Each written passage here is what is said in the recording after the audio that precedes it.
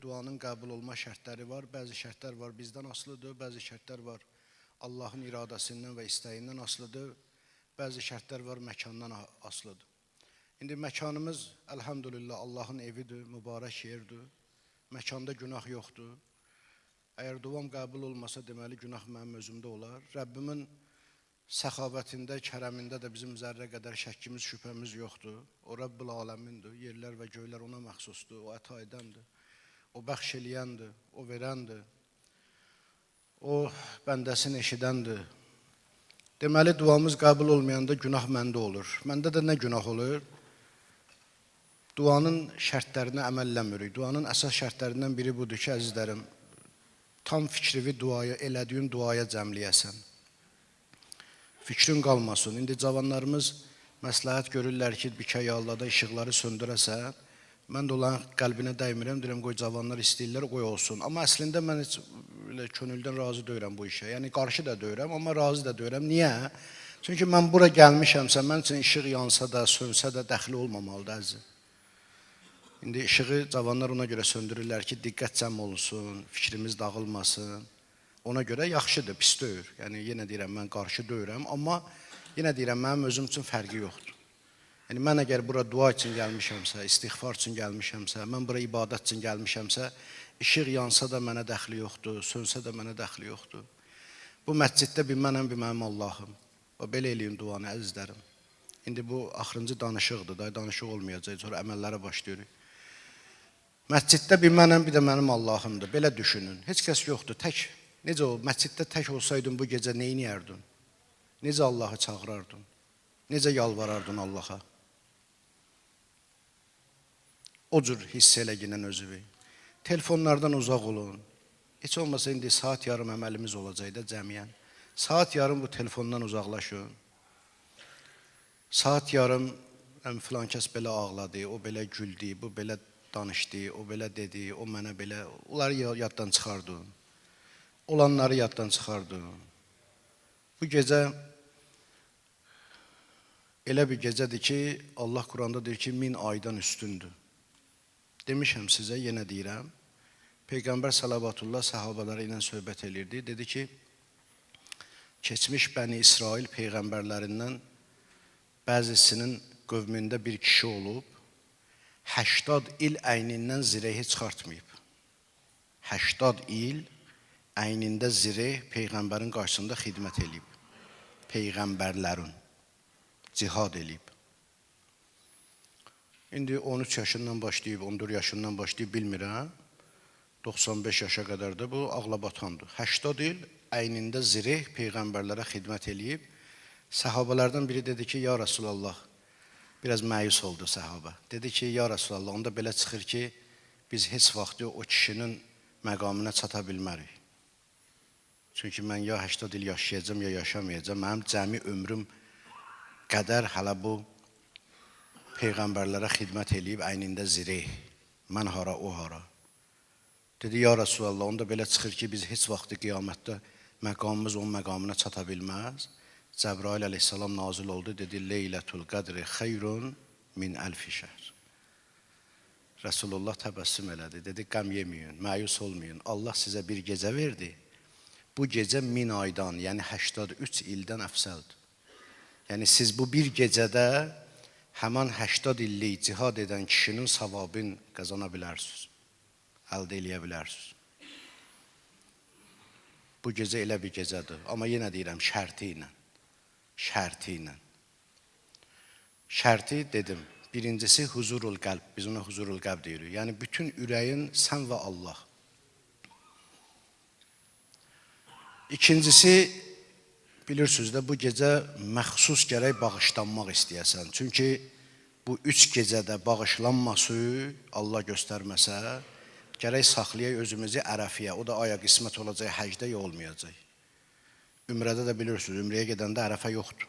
Ümrədə ərəfə yoxdur. Ərəfə həcdədir, Mina həcdədir, Muzdəlifə həcdədir. Ümrədə ola bilər, ərəfə hissi aparsınlar, baxmaya, turist kimi apararlar. Ərəfə günü yoxdur ümrədə, həcdə var. Çünki qurbandan bir gün qabaq ancaq deyirlər ərəfə günü. O ildə bir gündür. O da aya həc bizə qismət olacaq, yoxsa olmayacaq. Bu gecədə bağışlanmayanı Peyğəmbər salavatla buyurdu ki, Ərəfədə Allah bağışlayar.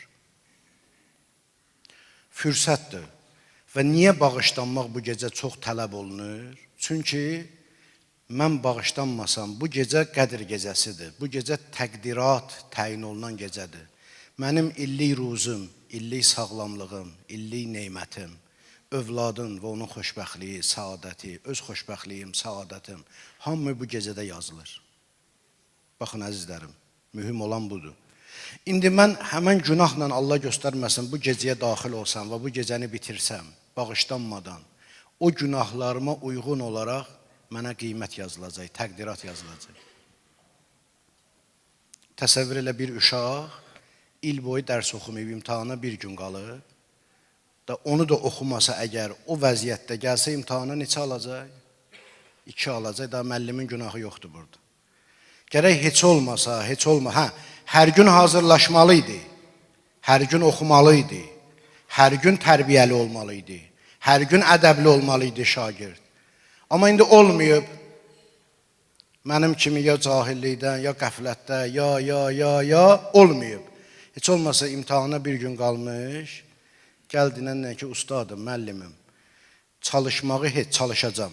Bu gecəni özümü öldürəcəm ki, çalışım, heç olmasa 3 alım.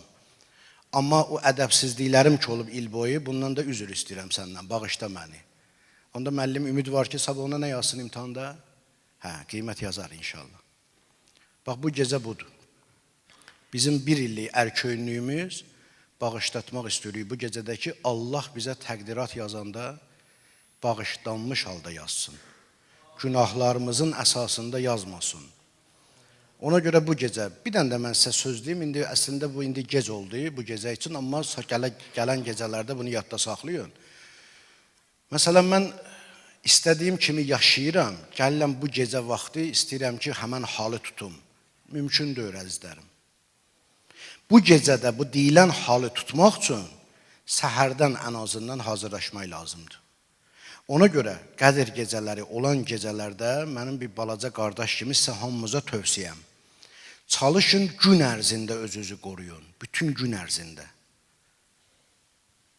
Bir dən bunu yoxlayın da, əzizlərim. Yoxlayın, görün nə baş verir. Məsələn, mən deyirəm bunu, indiyə qədər bunu deməmişdim, indi deyirəm sizə. Yəni, belə böyük məclisdə deməmişdim, belə xas 3-4 nəfərə demişdim.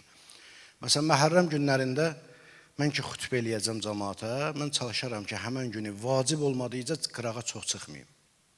Niyə? Çünki istər-istəməz qırağa çıxdın, birindən qeybət eşidirsən, birindən yalan eşidirsən, biraz tamaha düşürsən, sən də qoşulursan onlara, bir dənə biraz gülürsən, biraz dişlərin ağarır, biraz. O həmən bütün günü sənin əhval-ruhiyyən gecə sənin halva təsir qoyar. Sən heç vaxt mənəvi ləzzət ala bilmərsən. Amma nə qədər uzaqlaşsın, tək qalsın, özüvə nəzarət eləsin, özüvü izləsin, o zaman görəcəksən ki, bu namazlarda da belədir, yadınızda qalsın. O deyirlər, namazda tərcüməni düşün, fikrin dağılmasın, boş şeydir. Mən sizə deyirəm, mən də demişəm, bu cavabı vermişəm, amma mən sizə deyirəm, o faydalı deyil. Boş şey deməyək, faydalı deyil.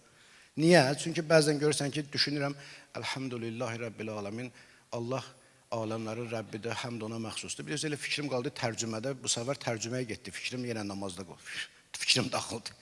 Bəlkə də tərcüməni düşünməsəydim, belə dağılmayacaqdı fikrim.